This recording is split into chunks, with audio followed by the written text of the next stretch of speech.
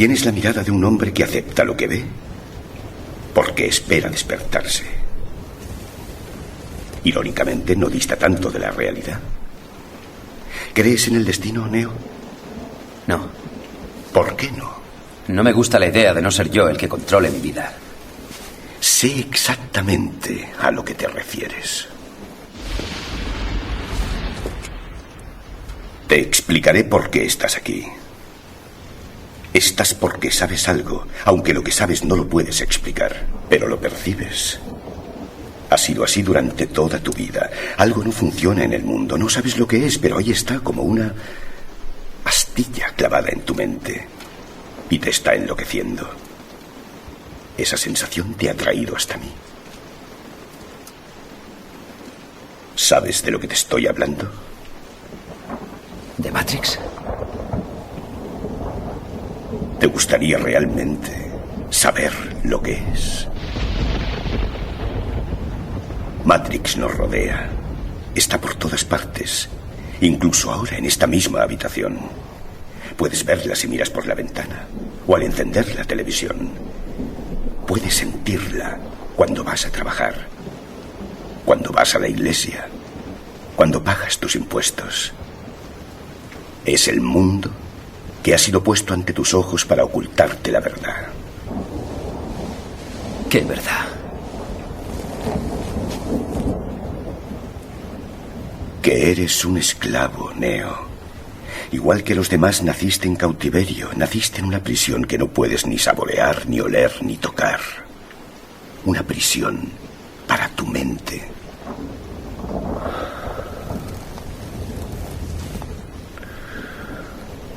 Por desgracia, no se puede explicar lo que es Matrix. Has de verla con tus propios ojos.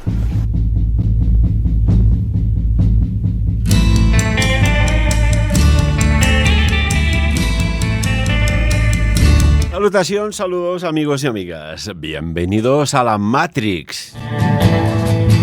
¿Es que acaso no tenéis claro que estáis viviendo en una Matrix?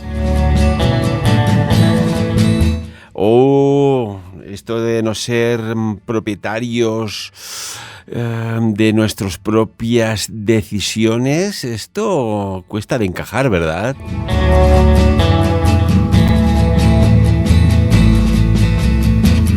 ¿Y si lo que sucede no sucede por casualidad, sino que hay una intención extra lo comprensible?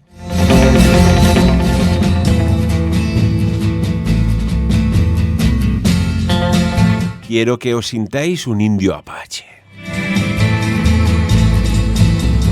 Os voy a explicar algo que realmente es muy, muy extraño y que tenemos que desvelar de una vez por todas.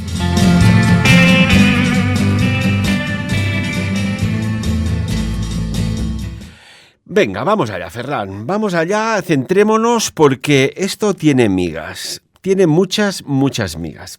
Vamos a ver, lo que está aconteciendo en Oriente Medio, ¿a nadie le extraña el modus operandi, no actual, sino histórico?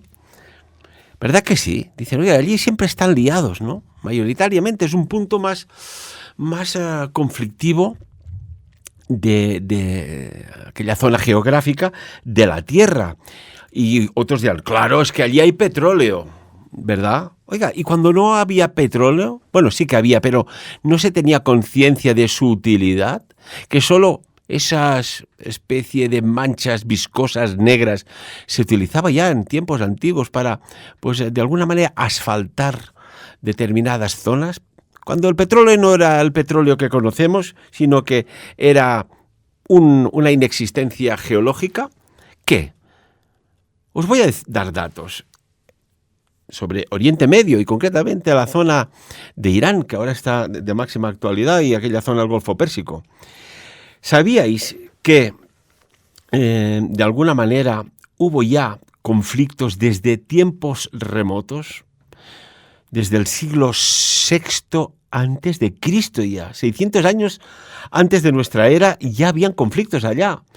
¿Cuándo? Pues por ejemplo, cuando hubo las guerras médicas, conflictos, guerras entre el Imperio Persa y las ciudades-estado griegas. Os sonará mucho la batalla de Maratón, las Termópilas, y aquello, la segunda parte de la primera parte que era la antesala de otra invasión, ¿no? O la batalla de Salámina, donde Persia buscó expandirse ¿hacia dónde? Hacia Europa. También hubo otras guerras sobre el 330, más o menos antes de Cristo, cuando Alejandro Magno derrotó a Darío III.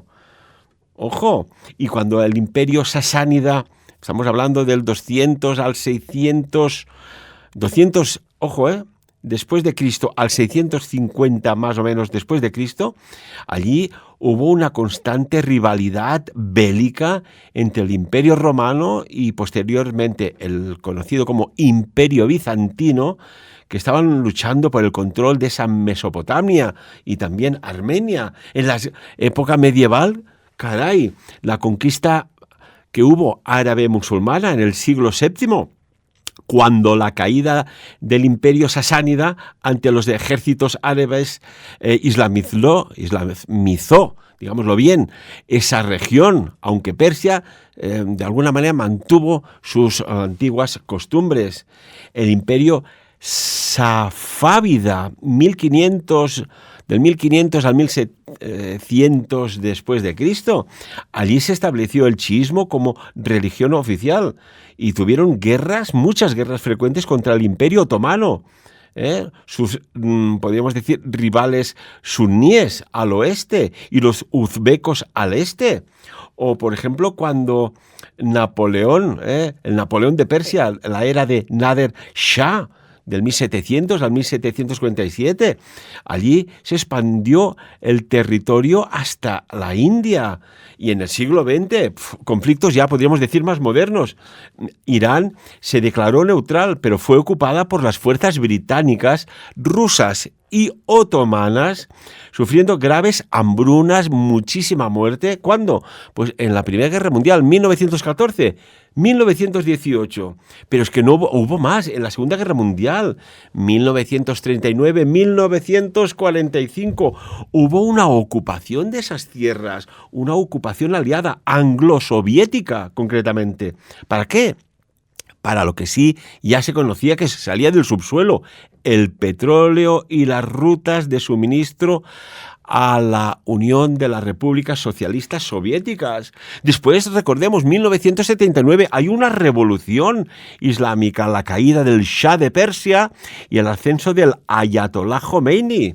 Cambió, pues, de alguna manera, la política exterior de ese país. La guerra de Irán-Irak, 1980-1988, que se inició por el ataque de Irak, es decir, en aquel momento mandaba Saddam Hussein y buscaba aprovechar la inestabilidad postrevolucionaria de Irán. Fue una guerra de desgaste de 8 años con cientos de miles de muertos. ¿Para qué?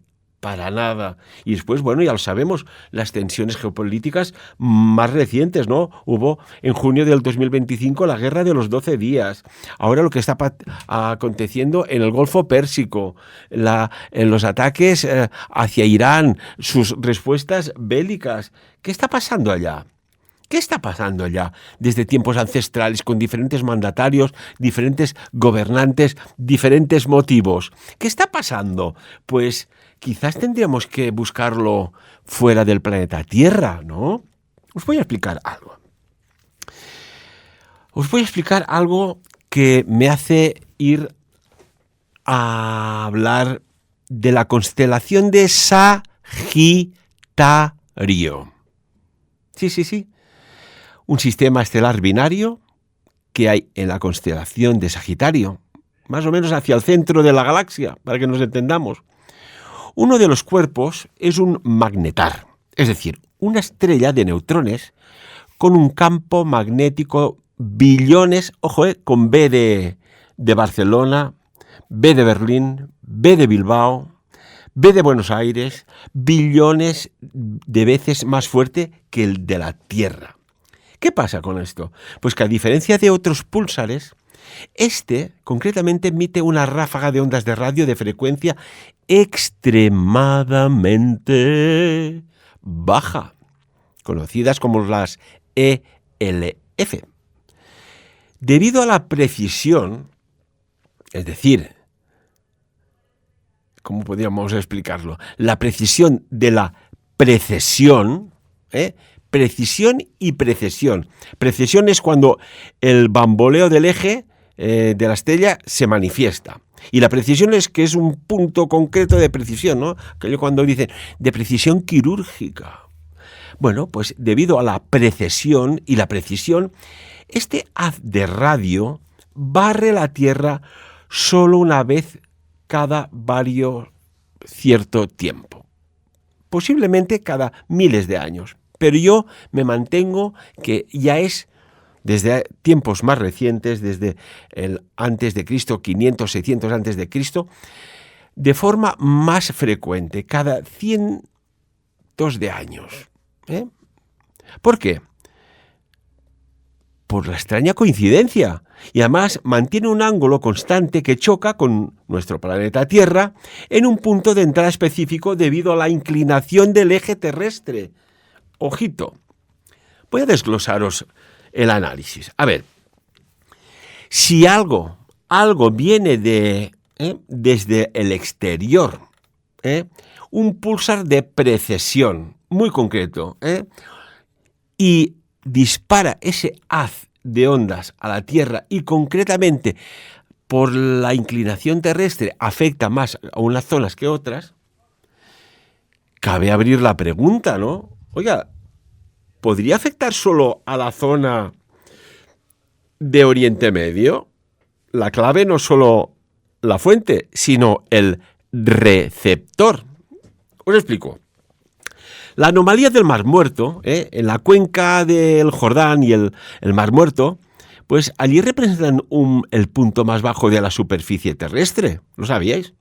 Esta depresión geográfica, muy, muy curiosa, la verdad, lo podéis ver en los mapas, documentaros, claro que sí, pues esta depresión geográfica combinada con la alta salinidad, ojo, la alta salinidad y la ionización del aire de la zona, crea una especie de lente electromagnético natural. ¿Qué pasa? Si hay ondas de radio galácticas, podrían quedar atrapadas en la resonancia Schumann. La resonancia Schumann, así muy en modo titular, os digo que es el latido electromagnético de la Tierra. ¿Qué pasa si esto sucede? Debido a la composición mineral específica del subsuelo de la placa tectónica de la zona arábiga, que allí ya os digo que es riquísima en cuarzo y depósitos metálicos, estas ondas se concentran más allí y se descargan en el suelo de la región, actuando como una guía de ondas, de alguna manera, podríamos decir, natural. ¿Qué pasa? Aquí hay un efecto, ¿no? Hay un efecto sobre los habitantes de esa zona. Los seres humanos, estos cuerpos biológicos de trillones de células que nos componen. ¿Qué pasa aquí? Sobre esta zona esta zona geográfica siempre en conflicto. ¿Y si hay una influencia ancestral, desconocida, ocultada, que afecta al cerebro humano? Vamos a ver. Las ondas de radio de frecuencia extremadamente bajas, las ELF, podrían interactuar con los ritmos biológicos, ¿no? ¿Qué quiere decir esto? Que podría haber una inducción de estados alterados de alguna manera. Las frecuencias entre 7 y 12 hercios, estas están vinculadas a los ritmos alfa del cerebro.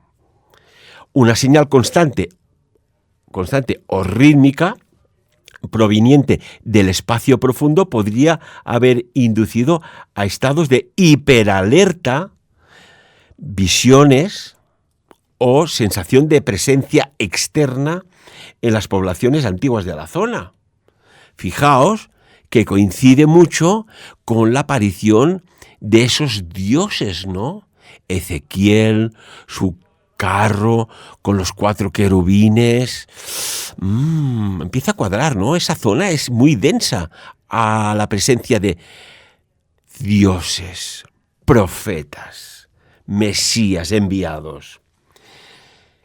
Esto me da que pensar que podría ofrecer una base biofísica a por qué esta región geográfica del planeta, que aparte es maravillosa, pero esta región geográfica específicamente será y fue el epicentro de tantas revelaciones místicas, movimientos proféticos y una sensibilidad espiritual única. Desde los tiempos de la antigua Sumeria, pasando por el antiguo Egipto, a día de hoy, como por ejemplo podemos ver en la Meca, girando alrededor de esa misteriosa piedra antigua en la ciudad maravillosa de la Meca. ¿Qué pasa aquí?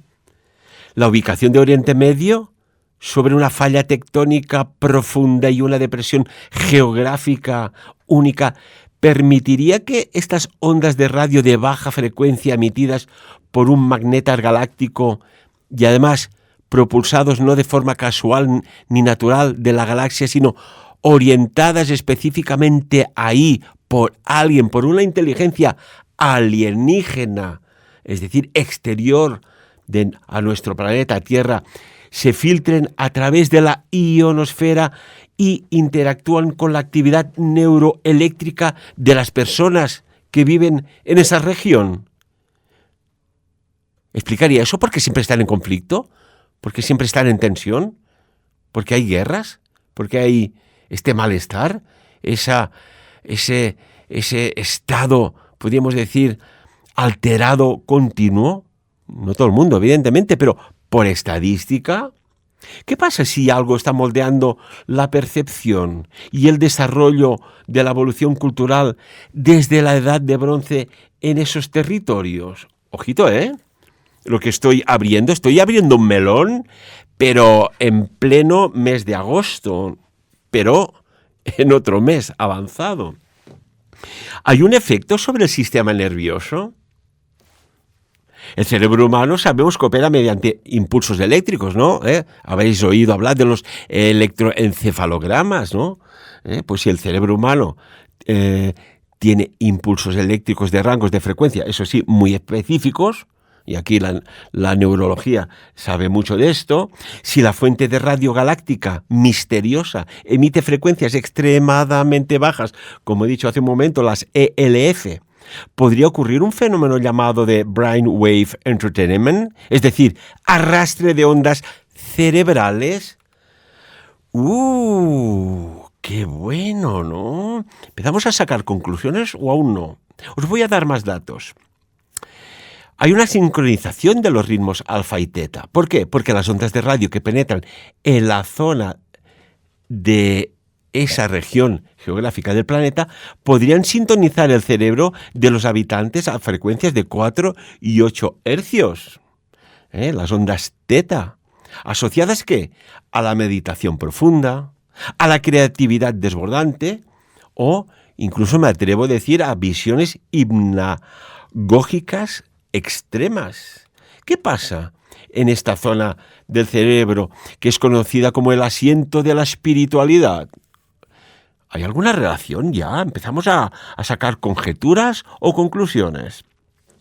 Fijaos que los campos electromagnéticos fluctuantes en esta región pueden generar la sensación de presencias externas o voces o iluminaciones, lo que explicaría por qué tantos líderes antiguos y actuales en esta zona geográfica reportan comunicaciones con seres espirituales muy ascendidos, ¿no?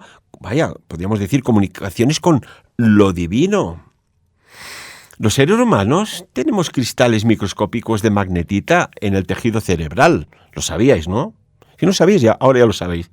Esto es una señal de radio constante focalizada en el Medio Oriente. ¡Qué bueno! Si esto es así, algo podría actuar sobre estos cristales, ¿no? Convirtiendo el cerebro en un receptor biológico de datos galácticos.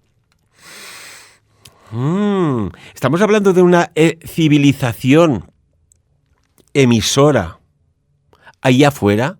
Fijaos dónde surgió las primeras civilizaciones avanzadas.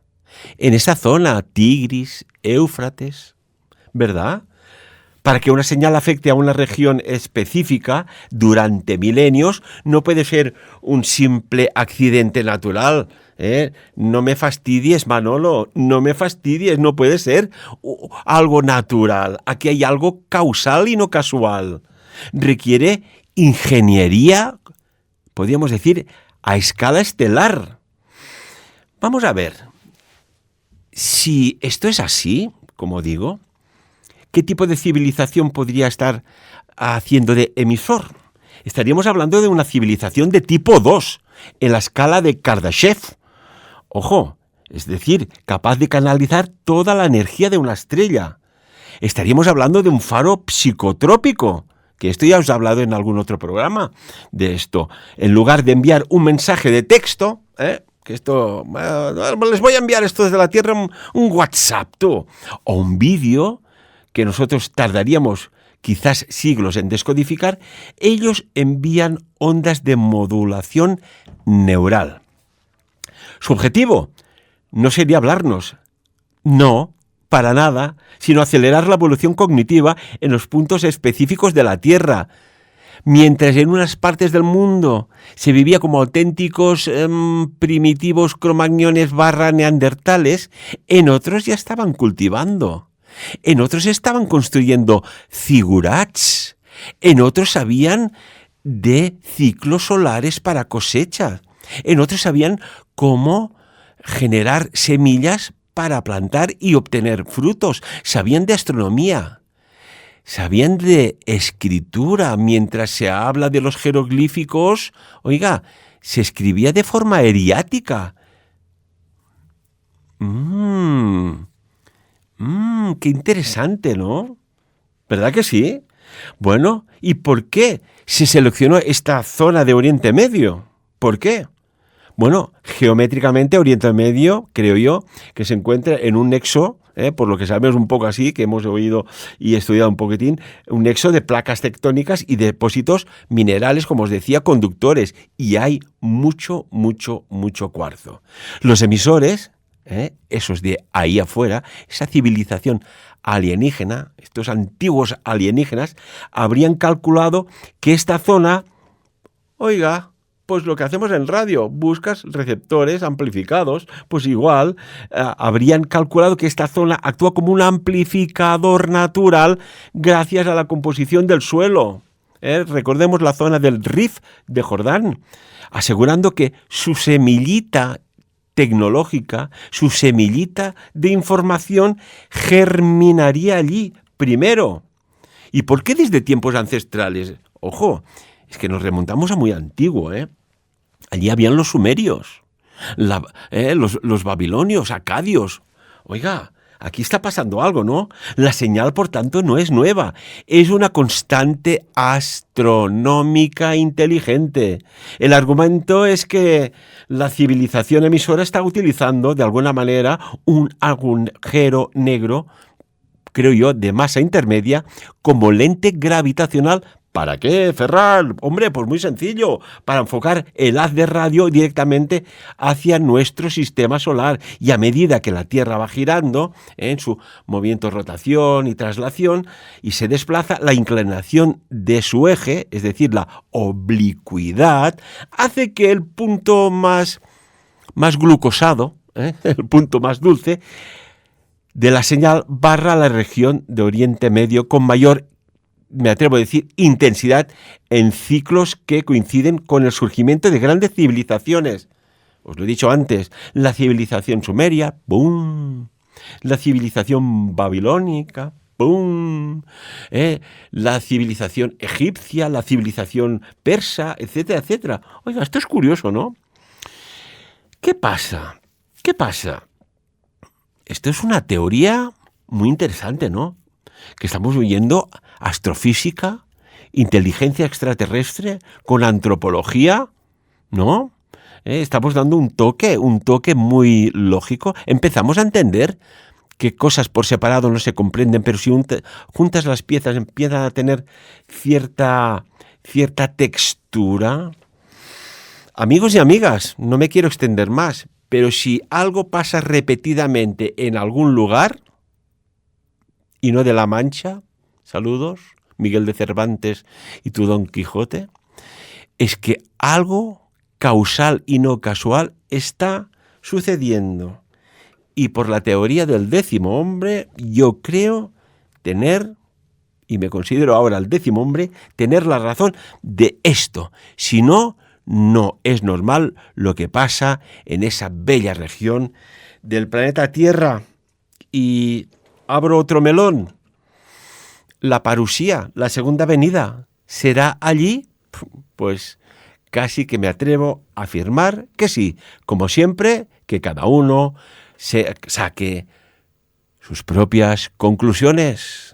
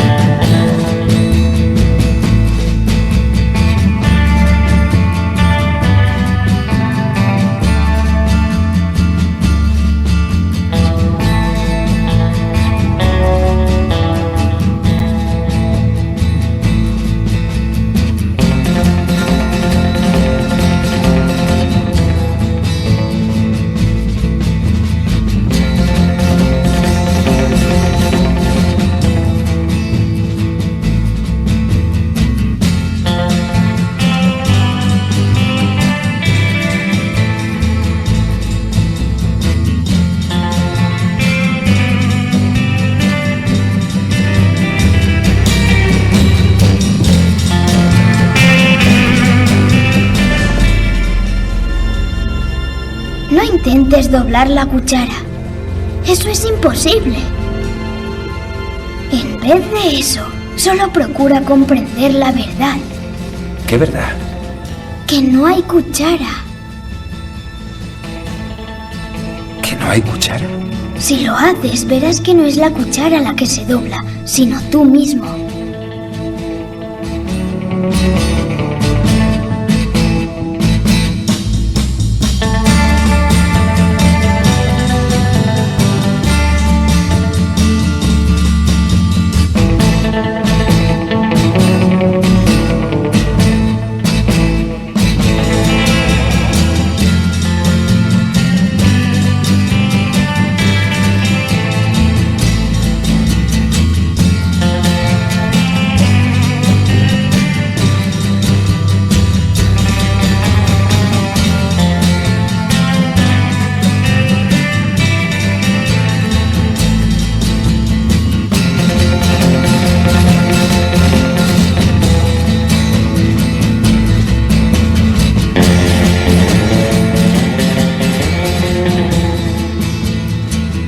Hasta el próximo programa.